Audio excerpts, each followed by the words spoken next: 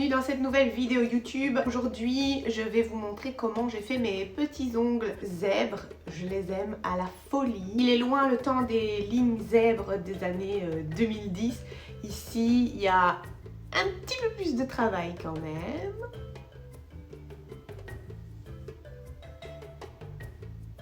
Je les aime trop. Je vous lance la vidéo tout de suite. Voilà, ici je vous ai juste filmé une petite partie de ma préparation d'ongles parce que je devais quand même limer mon gel. Donc je me suis dit pourquoi pas le filmer parce que voilà, je suis comme ça, je vous donne, je suis généreuse. Donc ici j'ai utilisé le carbide, je crois que numéro 3, c'est le carbide vert, c'est le plus fort. Et ensuite je continue ma préparation d'ongles à la lime parce que c'est toujours comme ça que j'ai fait et que j'aime le faire. Donc voilà, je n'ai quand même pas à me justifier non plus. Ensuite, je repousse mes cuticules avec un bon repousse cuticule. Bien les décoller et puis je viens passer un embout. Voilà, je trouvais que c'était satisfaisant à regarder. Donc un embout à gauche et à droite, bien décollé. Et puis je vais venir couper avec des ciseaux. Généralement sur cliente, je fais à la pince parce que je suis incapable de couper au ciseau sur les clientes. Je trouve que je suis trop lente. Donc la seule fois que je le fais, c'est avec ma bonne main. Et puis je fais la forme vite fait, voilà, un beau petit carré.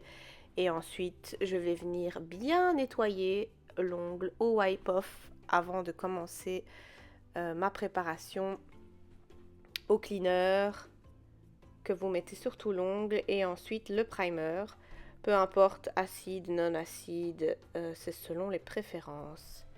La Perfect Base, je la mets en très fine couche. Donc il faut juste un tout petit peu de matière et je viens la frotter avec un autre pinceau pour être sûr que je l'applique assez fine. Il faut qu'elle soit fine, limite comme un primer.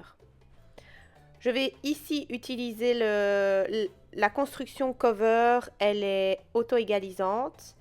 Voilà, donc je viens mettre une petite couche sur tout l'ongle, ce que j'appelle une couche de patinoire, à cause d'une de mes élèves de formation qui disait que c'était une petite couche de patinoire, parce que c'est votre couche glissante qui va vous permettre de mieux mettre votre grosse couche de gel par au-dessus. Donc vous l'appliquez bien pour éviter un maximum de limage. Je dégraisse, donc on voit qu'il est déjà quand même assez bien mis. Et puis je viens faire le limage, voilà, vite fait, je ne vais pas vous expliquer parce qu'on n'est pas là pour ça, mais comme ça vous voyez un petit peu comment je fais. Et ensuite, je passe le buffer.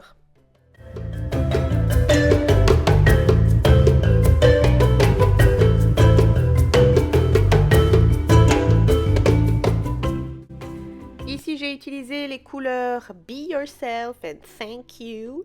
Mais j'ai voulu faire un dégradé de gauche à droite, mais mes couleurs n'étaient pas assez, comment vais-je dire, assez différentes. Donc en fait, j'ai mis ma première couche, j'ai catalysé et puis je viens mettre ma deuxième couleur d'un côté d'ongle et ma couleur de base de l'autre côté. Seulement ici, je trouve que mon dégradé se voyait pas super fort. Donc voilà, je l'ai un peu fait pour rien. Mais si vous voulez le faire, sachez qu'il faut prendre une couleur peut-être un petit peu plus foncée que celle que j'ai mise. Et puis je viens fondre avec mon pinceau.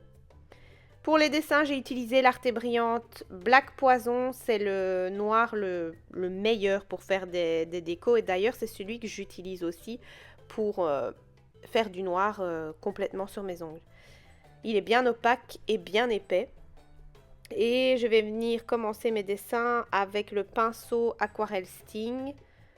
C'est des dessins qui ne doivent surtout pas être précis, donc vos lignes ne doivent pas être nettes, mais vous devez quand même faire un dessin qui ressemble à quelque chose pour qu'à la fin ça ressemble à un effet tigre ou zèbre, peu importe ce que vous voulez.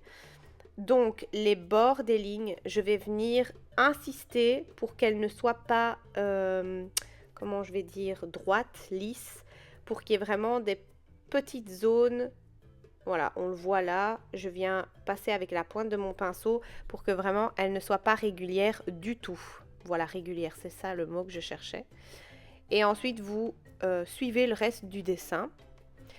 Le truc ici, c'est que vous devez faire des épaisseurs dans vos lignes, vraiment des grosses épaisseurs et des côtés plus fins. Donc je viens faire ma ligne directrice et puis je viens compléter s'il faut des épaisseurs et enfin voilà, vraiment comme sur le dessin. Et vous continuez comme ça. Le mieux c'est d'avoir un dessin sous les yeux et comme ça vous voyez exactement ce que vous devez faire. Ensuite je viens mettre la finition mat et je l'ai mise avec un autre pinceau que celui du pot parce que j'avais vraiment pas envie que ma couleur d'en dessous bave sur mes lignes noires. Et quand vous l'appliquez, ne la raclez pas trop. Et une fois que c'est catalysé, ça donne de la beauté. Voilà, j'espère que les explications étaient assez claires, que la vidéo vous a plu. N'hésitez pas à me suivre sur Insta. Je vous souhaite une bonne journée, bonne soirée, peu importe. Bye!